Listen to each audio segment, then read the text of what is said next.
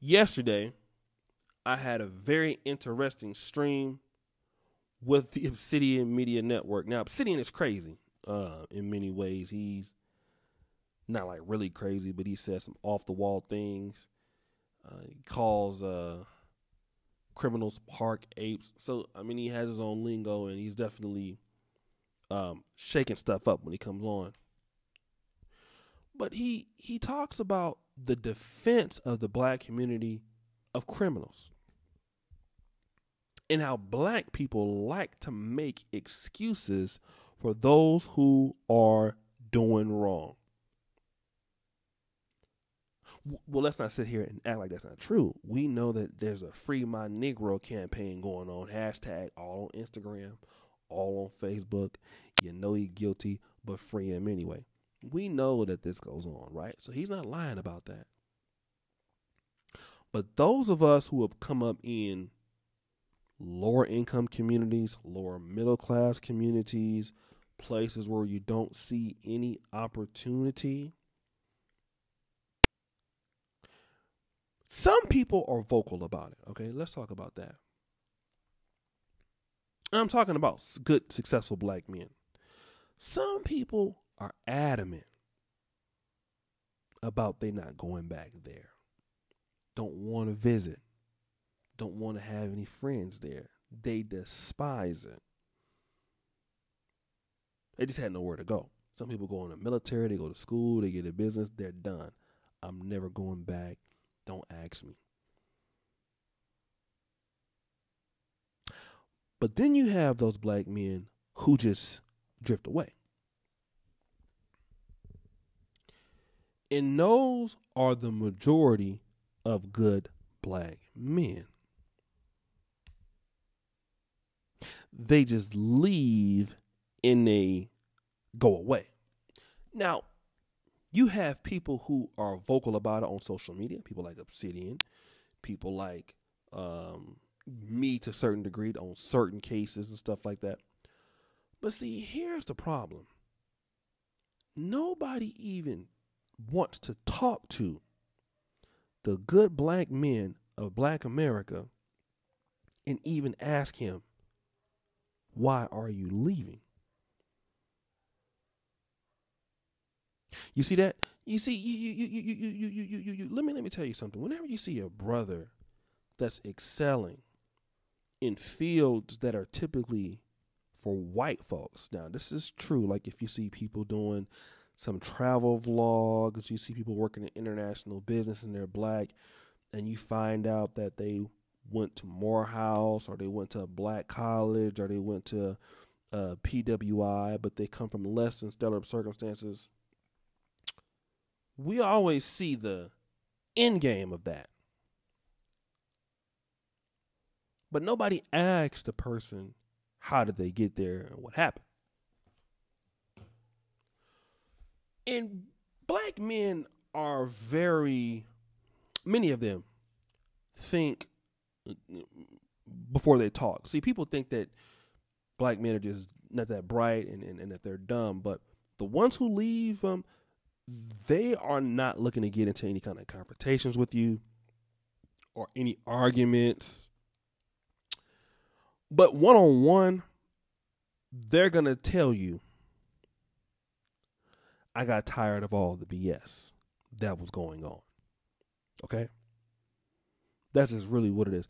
I'm tired of the BS. And I want it to be someplace where I could do better. Now, when a black man tells or says that, and even if he puts it in the nicest way that he can put it, you're going to hear a lot of shaming tactics. Oh, you just scared. You don't want to care about your community. You don't have anything to contribute anyway. You're probably like a white girl. You're going to hear all of these things. And see, brothers are like this that come from the black community. They know they're going to hear these things, right? So these conversations are few and far between. But what happens many times, good black men leave the black community, divorce it, don't talk about it, and just move on with their life. They don't talk bad about black women. They don't talk bad about black people. To even be honest, they don't even mention it in the conversations. You see this? Let me talk about this. This is real. A lot of good black men who are enjoying life and who've decided to just kind of walk away from black America altogether, they don't have any animosity towards black America. In fact, it's the other way around. I feel black America has some issues with them. And they don't want no parts of this anymore. This is not a discussion in their life. A lot of brothers have done what they had to do and they've left. But see, here's the thing. You can't do anything without men. I'm going to go back to this, right?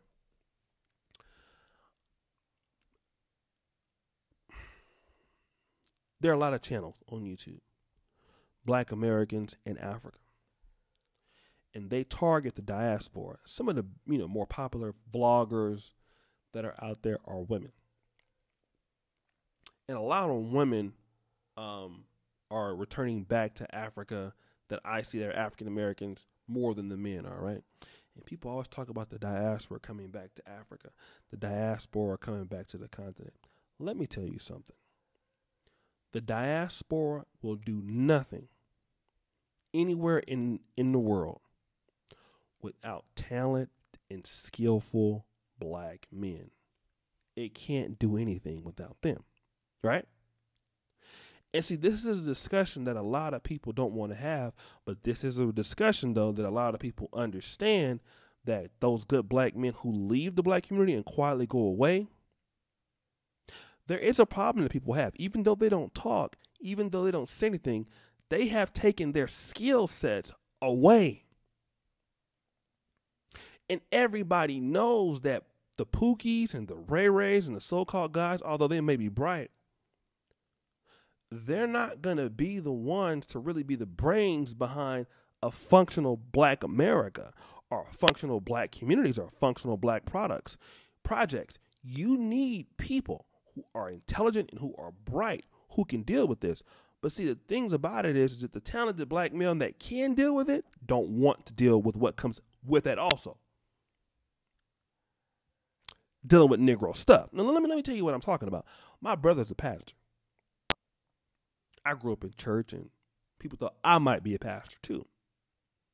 Until I found out all that he had to go through all week with dealing with members and dealing with the sick and shut in and dealing with members calling his house and dealing with all of that. I said, there's no way I could ever pastor nobody's church.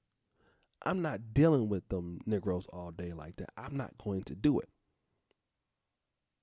I might like it. I might like going. I might, appreciate. I might love people in the church, but I'm not going to tie myself down. Here's the thing. A lot of black men don't want to come back and deal with extra stuff. That's why they left in the first place. And even being back in those areas, dealing with some of the same circumstances, even if there is money to be made. Let me tell you about this. Even in Africa, there's opportunity. In black America, the biggest opportunity in the world, in my opinion, in the black community for black people. But peace of mind. Because see, dealing with black people in urban black America, black people with middle class, even in suburban America, there is much issues and problems there. We got to just be honest. And sometimes money ain't enough for you to deal with, nigga. I'm just going to be honest. People talk about all the time, man, there's money in the black community. The other Arab groups is getting it, and the Korean people is getting it. But see, to some black men, while they leave, money ain't everything. Peace of mind is everything. See, the money is good, but if the peace of mind ain't there, then I can't deal with it. And a lot of brothers will say, you can keep the money. You can keep the business. I'm not dealing with you Negroes no damn more. And I will be glad to walk away from that $50,000 a year in my house and my peaceful life I got right now than to deal with y'all. You can have it. Now, as messed up as that sounds, that's the truth. See, money can't solve everything. You understand? And see, because some people need to have peace of mind. Even in America right now, people are working less.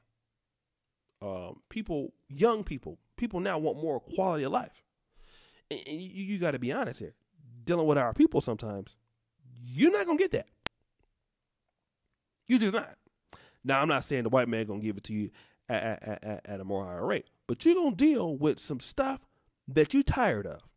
And that is why good and decent black men all the time in black America leave without saying a word.